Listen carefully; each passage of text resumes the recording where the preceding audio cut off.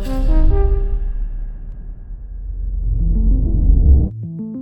name is Megan Paramaki Brown. I am an associate professor of archaeology at Athabasca University in Canada, and I've been doing archaeological research in Belize since 1999. I am one of the directors of the Stan Creek Regional Archaeology Project, and we've been investigating an ancestral Maya town site in the Stan Creek district since 2014. The town site we refer to as Alabama, and we've been looking to understand who was living there, when, how long they were living there, how they lived there, where they may have come from. And it's a particularly interesting site because it's one of the largest ancient sites in the district, and it looks like it was populated quite suddenly around 700 AD. And so we've been particularly interested in looking at that occupation, but also getting a better understanding of the more complex history that is actually appearing within the record.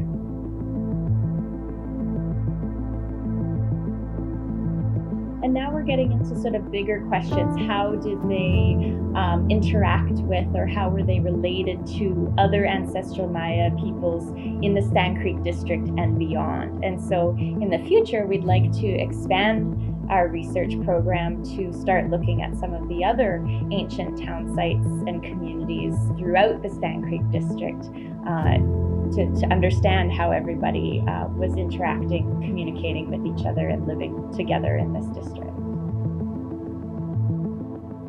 So I'm Sean Morton. I'm one of the co-directors of the Stan Creek Regional Archaeology Project. And in terms of interests in the site, I guess one of the things that really strikes me with the site has been the surprises.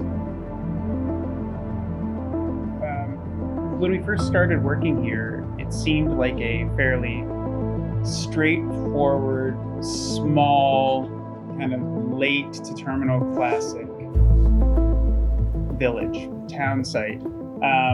There was a neat little narrative that we had set up that we were going to test, and it was exciting for occupying a very specific kind of,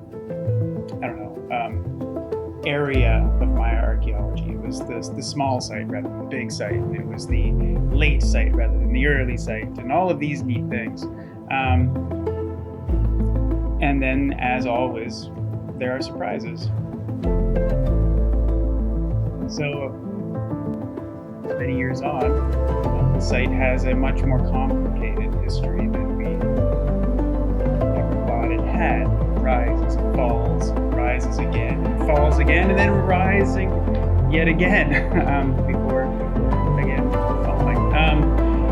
That's neat, right? There are more complicated stories to tell.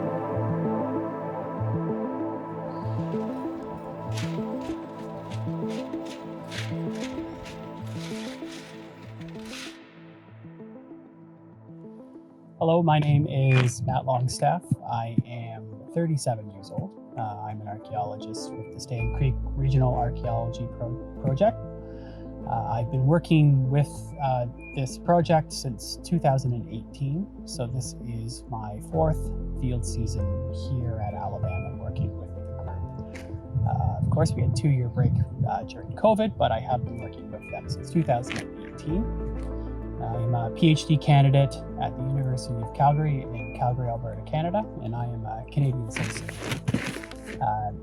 Working at Alabama, and which is the site we're at, for me the most interesting thing is the architecture that we are excavating. And what's really interesting about it to me is that it's all clay core architecture, so made out of earthen material, which is very different than what you see in a lot of other places, most other places in the Maya world, the ancient Maya world. So having the opportunity to work and excavate and learn about and analyze these buildings, which are again made out of earthen material, has been incredibly enriching. And I think we're learning a lot about how the Mayas who lived in this area were able to use the landscape to their advantage, to live here and prosper and to persist for long periods of time. So,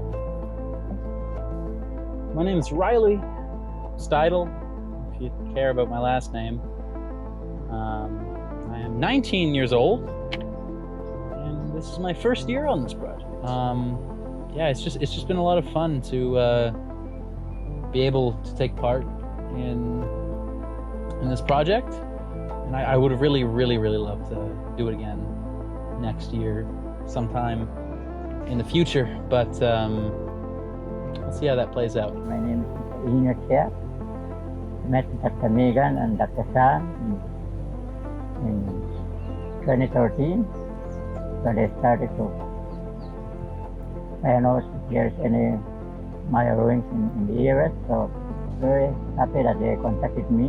We have a lot of meeting and a lot of discussion with Dr. Megan. And it's not an overnight thing when we did it.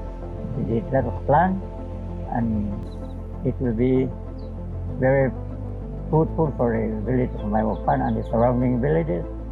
We are not looking only for Maiwapan, but surrounding village in the Saguk district to be Maiwapan, to be well known and be put on the map, because it's very important that we have the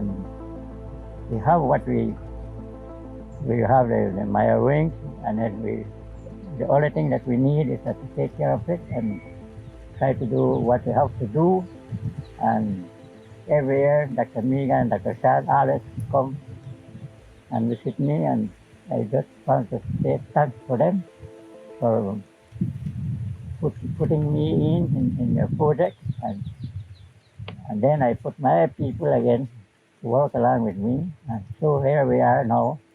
Our project has done for this year, and hopefully then we will be having another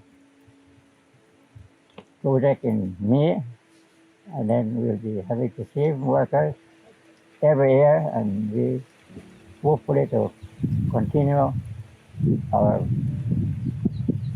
research along with them, with the volunteers that they're having. And I'm very proud that I met a lot of students coming along with Dr. Megan, and every one of them are very excited to see this Maya wings in the middle of the orange asset. But when I was a woman at that time, I make sure that I secure every monk that I have in the Citrus asset. I don't make any machine come and clear it. So here we are right now. We'll be benefiting, and our young children will be the one that will be reaping what we are doing right now. So with that, I'm very thankful for you to come and give me a small interview. So it is not will be the last time, but we'll be keeping up as we move along. So thank you for your time out, for coming and visit us at the new site.